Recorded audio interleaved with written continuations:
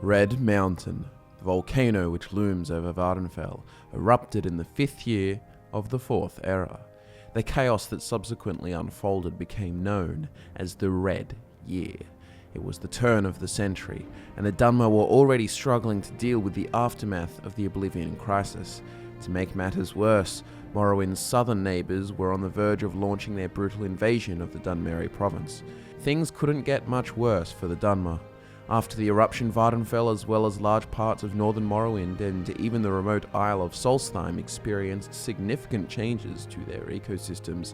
Ash rained from the sky from that day forward, and much of the land belonging to the Dark Elves became grey wastes.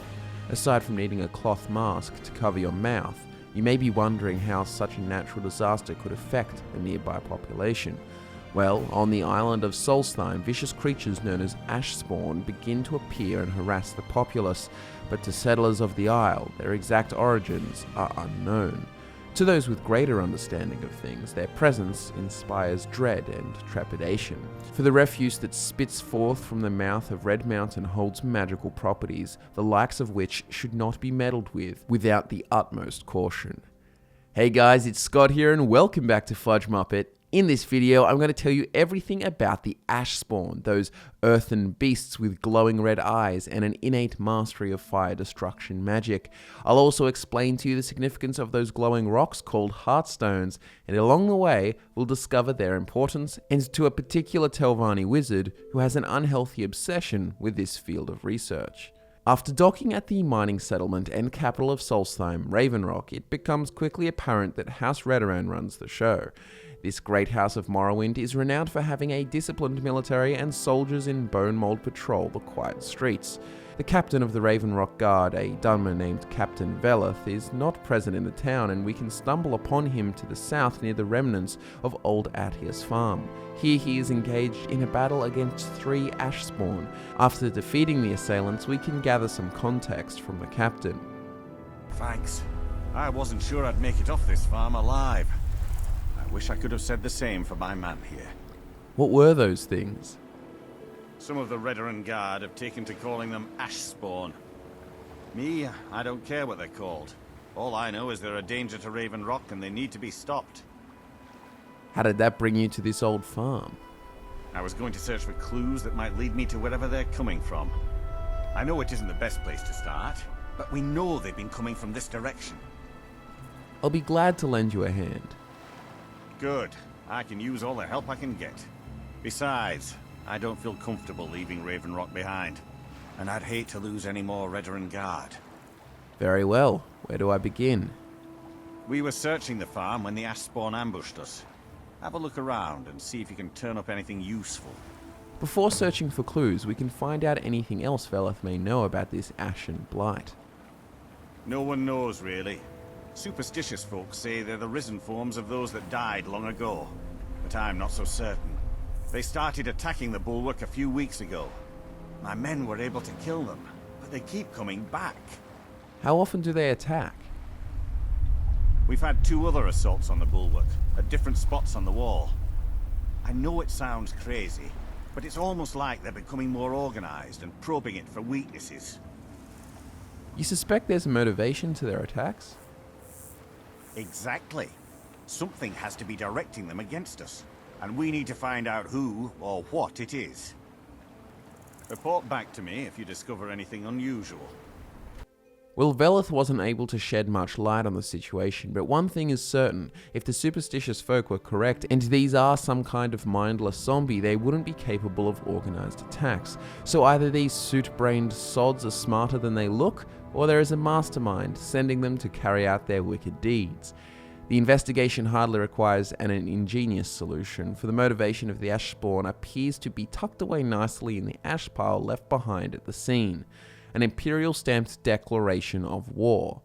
How strange.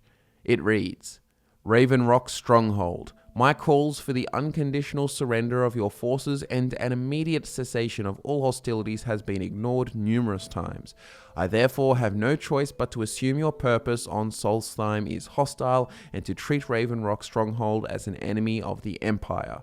I warn you, any attempt to breach Fort Frostmoth will be met with an equal level of aggression. I will do everything in my power to wipe you and your forces off the face of Tamriel. There will be no further communications between us. General Folks Carius, Garrison Commander, Fort Frostmoth. For some of you, this name may ring a bell. Captain Folks Carius was in charge of Fort Frostmoth all the way back in the 427th year of the Third Era, and he came into contact with the Nerevarine during the events of the Blood Moon Prophecy. In that year, the captain disappeared mysteriously and remained missing for over 200 years, during which time Red Mountain erupted and would have certainly seen him killed. When we tell Veleth about our discovery, he'll reaffirm our suspicions. This is strange. The note says it's from General Folks Carius, but that's impossible. Impossible? Why? Well, Carius was the Imperial garrison commander at Fort Frostmoth, but he died over 200 years ago when the Red Mountain leveled the place. There's no way he could still be alive. What do you want me to do?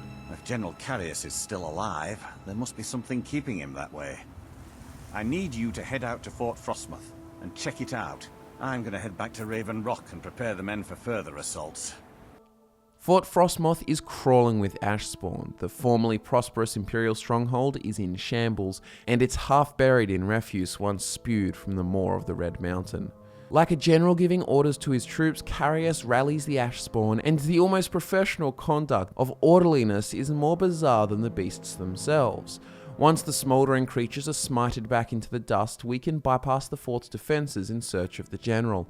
Deep within the fort, a journal belonging to someone named Ildari rests atop a coffin, and below it in a knapsack is the key to the fort. At this point in time, it's hard to say who exactly Ildari is, but one thing is clear from her writings. She came to Fort Frostmoth after it went to ruin. Day 32. It's almost been a month since unearthing the crypt at Fort Frostmoth, and I haven't seen a single spark of life in the general's remains. Grafting the Heartstone to the subject is proving much more difficult than I originally anticipated. I've used almost every method I can think of, and there's still no sign of reanimation. At this rate, it could be years before I make any progress, which is time that I just can't afford right now. If my vengeance is to come to fruition, I need results. If not, I may need to resort to more dramatic measures. She confirms that Carius was in fact dead and speaks of her attempts to resurrect him to help her enact her revenge on someone. Day 55. General Carius awoke fully today. He bolted upright after my incantations and began staggering around like a blind man. He seemed to ignore my commands. In fact, hearing my voice seemed to increase his hostility. I was able to remove the Heartstone before he became violent, but this isn't a result that I expected. Even though he's able to be awakened, I feel as though the real work has just begun. Whatever this Heartstone is, it appears to have the power to return long-dead mortals to life. Day 59. The General is still unable to or unwilling to listen to my commands. He's acting increasingly paranoid and appears to have his own free will. He's convinced that I'm a spy or the enemy, and I've had to restrain him to prevent him from outright attacking me.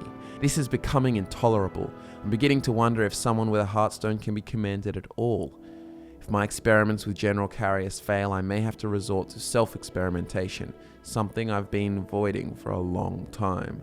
Unlike standard necromancy, it seems as though the use of a Heartstone has the ability to revive the dead and their sapience. This research is fascinating, but equally horrific and dangerous. We don't know what happened to the ominous Ildari, but from the sound of Carius' voice and his written letters, we know the Heartstone was effective. After unlocking the door to the back of the fort, General Carius will attack on sight. He will offer us no help in our investigation, only the mighty champion's cudgel. For a while, it seems as though the Ashspawn investigation has hit a dead end. That is, until we meet Neloth in his enormous Telvanni mushroom tower, Tel Mithrin. Ever the intellectual, Neloth will immediately make use of his new errand boy the moment we step into and float up his tower. He will send us in search of Heartstones. The studious old Dunmer may have expected the word Heartstone to mean nothing to a peasant like us, but on the contrary, this could be exactly the kind of lead we need. Neloth claims that every time the Red Mountain belches, more of them land here. Look around for impact craters, exposed rock, that sort of thing. You may need to pick away at it to pry the hard stone itself loose, but you look strong. A good luck. While we seek out a Heartstone, let's talk about this rather condescending character. Neloth hails from the Great House Telvanni, one of the renowned families of Morrowind. The wizard lords of House Telvanni have traditionally isolated themselves, pursuing wisdom and mastery in solitude. But certain ambitious wizard lords, their retainers and clients, have entered wholeheartedly into the competition to control and exploit Vvardenfell's land and resources, building towers and bases all along the eastern coast. According to Telvanni principles, the powerful define the standards of virtue. These mages claim that wisdom confers power, and power confers right, which is incredibly convenient, for as long as they are smarter than everyone around them, their deeds and motivations are wholly unquestionable. Neloth is one of the oldest and most well-respected members of this ancient house. During the time of the Nerevarine, 6 years prior to the turn of the era, Neloth lived in Sadrith Mora on Vvardenfell, but shortly before the eruption of Red Mountain, Neloth moved across the Sea of Ghosts to Solstheim, where he cultivated the Tower of Tel Mithryn and the surrounding cuttings. Ever since, he has devoted his studies to these Heartstones. When we return with a specimen, he will resume his research, and soon later he will bring it to our attention that his steward has gone missing, a sign that someone is out to get him. A short distance from the Telvanni Tower, Verona lies dead, her body sprawled out on the ground between 3 ash spawn. So far everything has seemed connected, but we've been given very few answers. We'll soon discover that Neloth had an idea, one that involved using the Heartstones of Red Mountain in a similar way to the way the Forsworn use Briar Hearts. Replacing the heart of a living thing with a tool like these stones could be the key to harnessing the power of the Heart of Lorkhan. This is where the importance of the stones becomes clear. The Heart of Lorkhan fell like a meteor, blazing a crimson trail in the sky before crash landing in Morrowind and subsequently forming the Red Mountain. The lore of this artifact is rich enough to warrant its own video, but put simply, the power of the heart was enough to cause the disappearance of an entire race. I'm of course referring to the Dwemer. Neloth believes that the Heartstones have obtained potent powers from their close proximity to the heart for thousands of years. He hints at the fact that he has tried the Heartstone equivalent to a Briarheart surgery previously, but it is only now that he has asked someone to research the Forsworn's methods. After undertaking some more errands for Neloth and helping him with his research, we will soon discover that Tel Mithryn is under attack, and that the attack is being carried out by none other than the Ash Spawn, and this is the final straw for Neloth, who gives us a ring of tracking to find the source of all this unrest. The ring picks up a trail just east of Tel Mithryn, in a graveyard occupied by another Ash Spawn. The glowing sarcophagus belongs to a woman named Ildari, the same name that we saw in that journal. This is the identity of the woman who used Heartstones to resurrect the dead Imperial General. A Heartstone and a staff lie within the coffin, and when we relay this information to Neloth, he says, I've known for decades that Heartstones will animate the ash, but it would have to be very close by. Where exactly did you find this Heartstone? It was in Ildari Sarothil's grave. Ildari? Then it was my own fault. She was my apprentice before Talvis. She volunteered for one of my experiments involving Heartstones. It was quite annoying when she died. There wasn't a body in the grave, just the Heartstone. What? That's impossible. Wait, unless she didn't actually die, the Heartstone could have kept her right at the edge of life and death. Could it be? Could Ildari still be alive? Could she be my nemesis?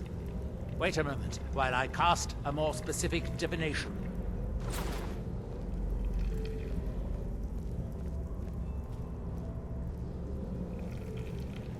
I call upon the powers of the sun, moons, and stars. Ildari Sarathril, reveal yourself.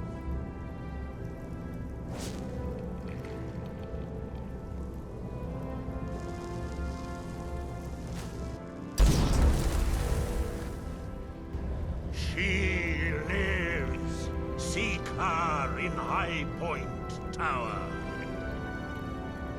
So, Ildari does live, after all.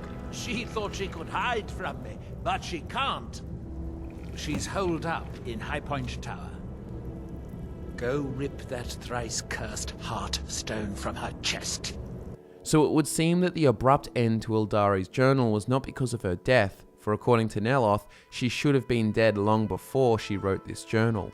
The vengeance she spoke of in her journal is now clear. She wants revenge on Neloth for failing the operation, not researching the process well enough before carving her chest open and subsequently leaving her dead.